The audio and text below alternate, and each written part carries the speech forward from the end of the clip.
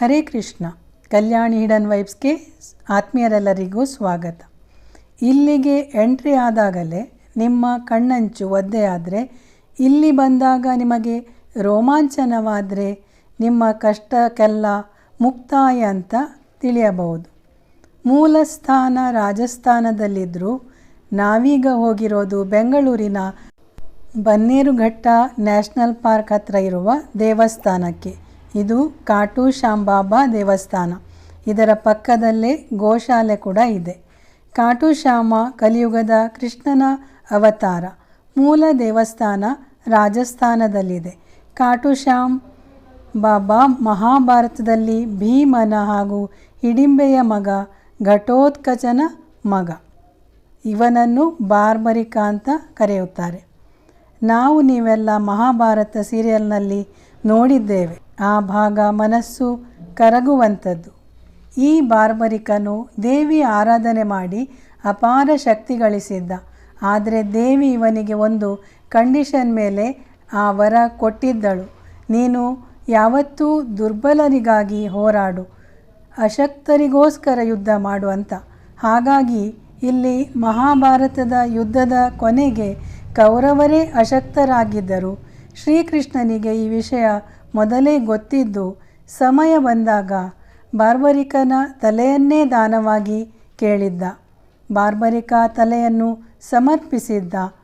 ಆದರೆ ಕಲಿಯುಗದಲ್ಲಿ ನಿನ್ನನ್ನು ನನ್ನ ಹೆಸರಲ್ಲೇ ಆರಾಧಿಸಿ ನೀನು ಭಕ್ತರಿಗೆ ವರವನ್ನು ಕೊಡುವವನಾಗುವಂಥ ವರವನ್ನು ಕೊಟ್ಟಿದ್ದ.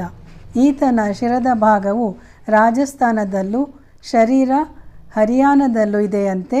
ರಾಜಸ್ಥಾನದಲ್ಲಿ ಈ ದೇವರ ದೊಡ್ಡದಾದ ದೇವಾಲಯವಿದೆ. ಇಲ್ಲಿ ತುಂಬ ಚೆನ್ನಾಗಿತ್ತು, ಹಿತವಾಗಿತ್ತು. ಅಷ್ಟೂ ಜನ ಬಂದರೂ ಎಲ್ಲರಿಗೂ ತೃಪ್ತಿಕರವಾದ ಊಟ, ಅನ್ನ, ಪೂರಿ, ಆಲೂ ಕರಿ ಮತ್ತು ಮೊಸರು ಹಾಕಿದ ಒಂದು ಸಾರು, ಜಾಮೂನು ಎಲ್ಲವೂ ಹಿತವಾಗಿತ್ತು, ಹದವಾಗಿತ್ತು. ಆಮೇಲೆ ಬಿಸಿ ಬಿಸಿ ಬಾದಾಮಿ ಹಾಲು. ನನಗೆ ಇದೇ ಕೆಲಸ. ಈಗ ಯೂಟ್ಯೂಬ್ ಅಂತ ಅಲ್ಲ, ಮೊದಲಿಂದಲೂ ಎಲ್ಲಿ ಯಾವ ದೇವಸ್ಥಾನ ಅಂತ ತಿಳ್ಕೊಳ್ತಾ ಇರ್ತಿದ್ದೆ. ಯಾರ್ಯಾರಿಗೇನೇನು ಬೇಕೋ ಅದನ್ನೇ ತಾನೇ ಹುಡುಕೋದು. ಆಗ ಸಿಕ್ಕೇ ಸಿಗುತ್ತೆ ಅಲ್ವಾ. ಇಲ್ಲಿ ಪ್ರತಿ ತಿಂಗಳ ಮೊದಲ ಭಾನುವಾರ ಮಾತ್ರ ಈ ಥರ ಜನ ಸೇರಿ ಕೀರ್ತನ, ನೃತ್ಯ ಎಲ್ಲ ಇರುತ್ತೆ. ಬೇರೆ ದಿನ ಇಷ್ಟು ಜನ ಬರೋದಿಲ್ಲ. ಮತ್ತು ವಿಶೇಷ ಹಬ್ಬಗಳಲ್ಲಿ, ಹೋಳಿ, ದಸರಾ ಟೈಮಲ್ಲಿ ಇದೇ ರೀತಿ ಸಂಭ್ರಮ ಸಡಗರ ಇರುತ್ತೆ. ಇಲ್ಲಿ ಬಂದು ಸಂತಾನ ಪ್ರಾಪ್ತಿಗೋಸ್ಕರ ಕೊಳಲು, ನವಿಲುಗರಿ ಅರ್ಪಿಸಿದರೆ ಸಂತಾನ ಪ್ರಾಪ್ತಿಯಾಗುತ್ತೆ. ಮತ್ತು ತೆಂಗಿನಕಾಯಿ ಕಟ್ಟಿದರೆ ಇಷ್ಟಾರ್ಥ ಸಿದ್ಧಿಯಾಗುತ್ತೆ.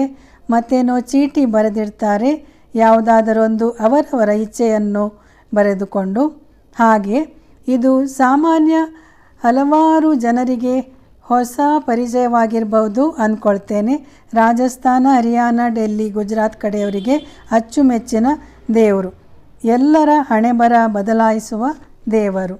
ಈ ದೇವಸ್ಥಾನದಲ್ಲಿ ಕಾಟು ಶ್ಯಾಮನಲ್ಲದೆ ಶ್ರೀನಿವಾಸನ ಗುಡಿ, ರಾಧಾಕೃಷ್ಣ, ಆಂಜನೇಯನ ಗುಡಿ ಕೂಡ ಇವೆ. ನನ್ನ ಕೃಷ್ಣ ನನಗೆ ಎಲ್ಲೆಲ್ಲಿ ಹೇಗೆ ಯಾವ್ಯಾವ ರೂಪದಲ್ಲಿ ಸಿಗ್ತಾನೆ, ಹೇಗೆಲ್ಲ ದರ್ಶನ ಕೊಡ್ತಾನೆ ಅಂತ ನನಗೇ ಆಶ್ಚರ್ಯ ಆಗುವ ರೀತಿಯಲ್ಲಿ ಸರ್ಪ್ರೈಸ್ ಕೊಡ್ತಾನೆ. ಹೇಳೋಕೆ ಸಾಧ್ಯವಿಲ್ಲ. ನನಗಂತೂ ಈ ದಿನ ತುಂಬ ಆನಂದಕರವಾಗಿತ್ತು.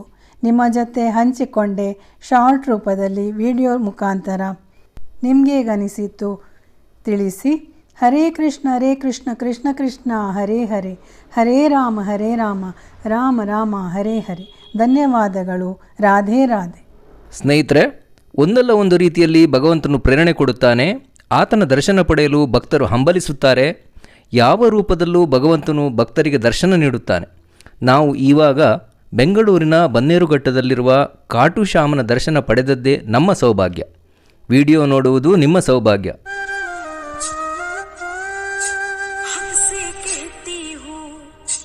श्याम हमारा है, मुझे पग पग पे वो देता सहारा है।